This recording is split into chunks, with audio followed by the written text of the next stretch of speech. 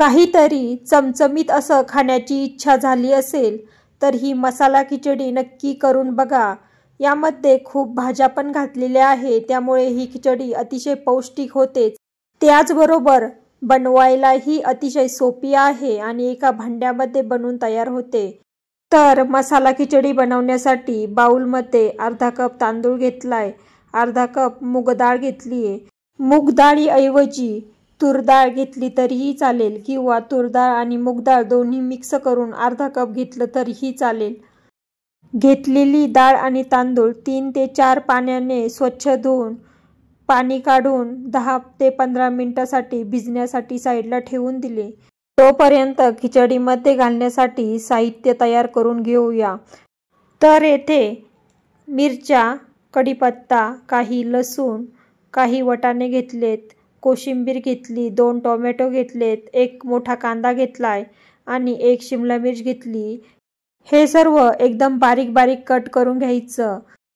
तर खिचडीमध्ये घालण्यासाठी आपल्याला आपल्या आवडीप्रमाणे भाज्या घ्यायच्या।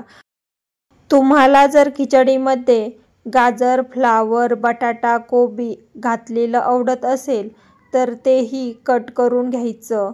मी येथे माझ्या आवडीप्रमाणे भाज्या घालत आहे। आणि हो, मी आज थोडी झणझणीत अशी खिचडी बनवते, त्यामुळे 5 हिरव्या मिरच्या घातल्यात। तर तिखटही आवडीप्रमाणे घालायचं। येथे सर्व भाज्या कट करून झाल्या तर खिचडी बनवण्याची तयारी करूया। तर कुकरमध्ये 2 चमचे तूप घातलंय। तूप गरम झाल्यानंतर त्यामध्ये पाव चमचा मोहरी घातली। मोहरी तडतडल्यानंतर पाव चमचे जिरे घातलेत।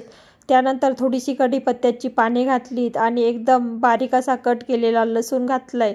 लसूण हलकासा लालसर झाला की त्यामध्ये कट केलेली मिरची घालायची। मिरची थोडीशी तेलात फ्राय करून घ्यायची। त्यानंतर यामध्ये थोडंसं हिंग घालायचं। हे सर्व एकदम कमी गॅसवर थोडंसं परतून घ्यायचं। त्यानंतर कट केलेला कांदा घातलाय।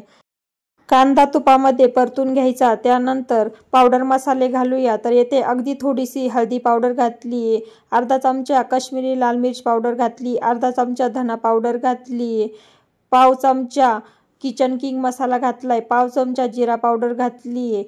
घातलेले सर्व मसाले एकदा व्यवस्थित मिक्स करायचे। त्यानंतर कुकरमध्ये कट केलेले 2 टोमॅटो घातलेत। घातलेलं सर्व एकदा व्यवस्थित तूप सुटेपर्यंत मिक्स करायचं। त्यानंतर कुकरमध्ये वाटाणे घातलेत आणि कट करून ठेवलेली शिमला मिर्च घातली। आपल्याला ज्या काही भाज्या आवडत असेल त्या येथे घालून टाकायच्या आणि एकदा व्यवस्थित मिक्स करायचं। त्यानंतर येथे स्वच्छ धुवून ठेवलेला डाळ आणि तांदूळ घालायचा आणि एकदा मिक्स करून घ्यायचं।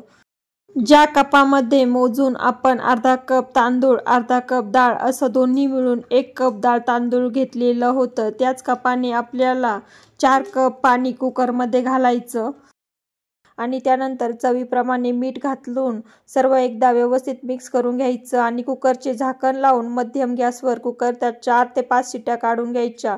तर बघू शकताय कुकरचा प्रेशर थंड झाल्यानंतर व्यवस्थित आपल्याला शिजलेलं दिसतंय। वरून कट केलेली कोशिंबीर घातली। एकदम परफेक्ट अशी एकाच कुकरमध्ये आपली मसाला खिचडी तयार झाली। खिचडीमध्ये घातलेलं पाण्याचं प्रमाणही एकदम परफेक्ट असं आहे। यापेक्षा जास्त पाणी हवं असल्यास या स्टेजला थोडंसं गरम पाणी करून खिचडीमध्ये हवं तेवढं घालायचं। येथे तडका पॅनमध्ये कट केलेले लसूण घातले। लसूण थोडेसे लालसर करून घेतले। त्यानंतर त्यामध्ये 2 लाल मिरच्या घातल्या। केलेला हा तडका आपल्या गरमागरम अशा खिचडीवर घालायचा, त्यामुळे खिचडी दिसायला एकदम आकर्षक दिसते। तयार झाली आपली चमचमीत अशी मसाला खिचडी। ही खिचडी थंड झाल्यानंतरही गोळा होत नाही, आहे तशीच राहते।